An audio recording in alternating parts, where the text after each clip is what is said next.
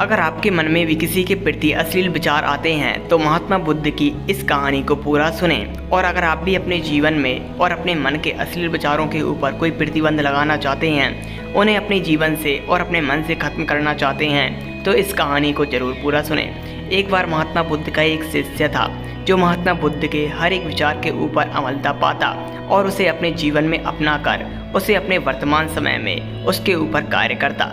लेकिन वह अपने जीवन में एक कारण से भटक गया था और वह था उसके मन में आने वाले अश्लील विचार। दोस्तों, पहले वह महात्मा बुद्ध की हर एक बात मानता और वह महात्मा बुद्ध के हर एक विचार के ऊपर अमलता पाता और वह उन सद्विचारों के साथ अपने जीवन को पूर्ण शांति के साथ जी रहा था। लेकिन वह एक दिन एक सुंदर स्त्री को देखता है और वह उसके प्रति उसके मन में अश्लील विचार उत्पन्न होने लगते हैं। उसे चारों ओर से वासनाएं घेर लेती हैं और वह वासनाओं में फंसकर अपने आप का पतन कर रहा था, क्योंकि उसके मन में अब अश्लील विचार अधिक जन्म लेने लगे थे और वह उन अश्लील विचारों में फंसकर अपने आप को गलत कार्य करने से रोक नहीं पा रहा था। दोस्तों, कई बार इंसान के जीवन में उसका मात्र दोष नहीं होता है किसी भी गलत कार्य करने में, बल्कि उसके विचार ही महत्वपूर्ण होते हैं, क्योंकि इंसान के मन में आने वाले विचार ही उसके पूरे शरीर को अपने काबू में करते हैं और वही मन में आने वाले अच्छे बुरे विचार उसके जीवन का निर्माण करते हैं। दोस्तों, इसी तरह महात्मा बुद्ध का वह शिष्य पहले अपने अच्छे विचारों से अपने जीवन को बदल रहा था, लेकिन उसके मन में जब से गलत विचार जन्म लेने लगे थे वह अपने जीवन के लक्ष्य से भी भटक गया था।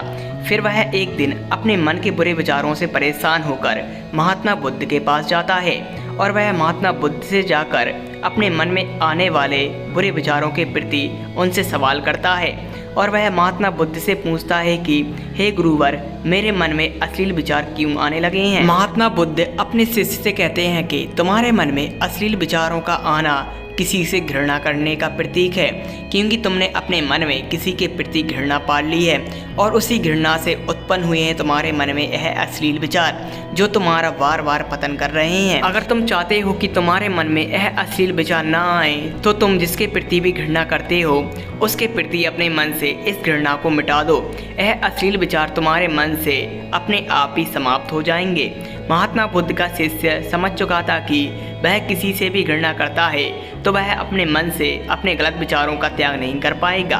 दोस्तों, इसी तरह हम सभी के जीवन में भी हमारे विचार महत्वपूर्ण होते हैं और कई बार हमारे मन में भी अश्लील विचार आते हैं तो हम उनका त्याग नहीं कर पाते हैं। इसका सबसे बड़ा कारण है कि हम किसी न किसी से अपने मन में अवश्य घृणा रखते हैं, इसीलिए हम अपने मन से गंदे विचारों का त्याग नहीं कर पाते हैं। अगर आप भी अपने मन से इन गंदे विचारों को मिटाना चाहते हो तो आप जिसके प्रति भी घृणा करते हो उसके प्रति घृणा करना बंद कर देंगे। उसी दिन से आपके मन में यह गंदे विचार आना बंद हो जाएंगे।